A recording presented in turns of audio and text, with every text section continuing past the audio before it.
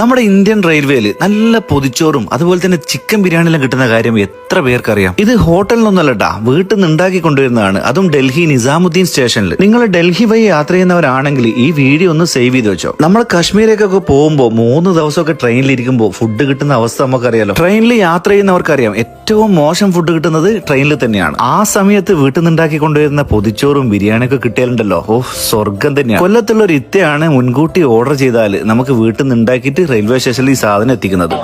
നമുക്ക് ഫുഡ് കൊണ്ടുവന്നത് നിങ്ങളെ സ്ഥലം കൊല്ലത്താണല്ലേ? ഡൽഹിയിൽ പറയാ ഡൽഹിയിലൂടെ ഹോട്ടലാണല്ലോ വീട്ടിൽ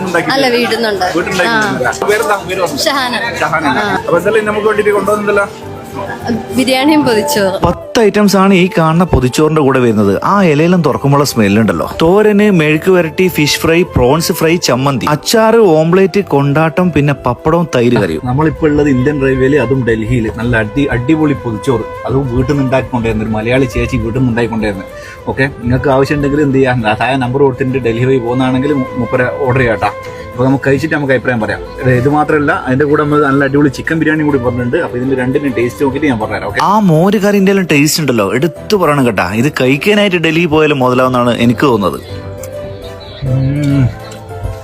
നമ്മളെ വീട്ടിൽ നിന്നെല്ലാം കഴിക്കുന്ന ഫുഡ് ട്രെയിനിൽ കിട്ടാന്ന് പറഞ്ഞു കഴിഞ്ഞാൽ പിന്നെ അതിന്റെ പുറന്നാവണ്ടേ, അടിപൊളി. പിന്നെ ദാ ഈ കാണുന്ന ചിക്കൻ ബിരിയാണി അത്യാവശ്യം വലിപ്പമുള്ള 2 പീസാണ് ഇതിന്റെ കൂടെ വരുന്നത്. സൈഡായിട്ട് വരുന്നത് തൈരും പിന്നെ അച്ചാറും. ഞാൻ ഡൽഹി വഴി എപ്പോഴൊക്കെ യാത്ര ചെയ്തിട്ടുണ്ടോ അന്നൊക്കെ ഇവരുടെ അടുത്താണ് ഞാൻ ഫുഡ് ഓർഡർ ചെയ്യാറ്. ഇവരുടെ ഫുഡ് കഴിച്ചാൽ നമുക്ക് പിന്നെ വേറെ ഫുഡ് കഴിക്കാൻ തോന്നില്ല, അതാണ് സത്യം. നിങ്ങൾക്ക് ഫുഡ് വേണമെങ്കിൽ ഒരു ദിവസം മുൻകൂട്ടി ഓർഡർ ചെയ്താൽ മാത്രമേ ഇത് കിട്ടുള്ളൂ.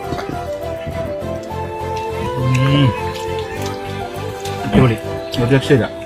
സത്യസന്ധമായിട്ട് പറഞ്ഞു കഴിഞ്ഞാൽ ഒരു രക്ഷയില്ല. ബിരിയാണി അല്ല, 2 ഫുഡും അടിപൊളി.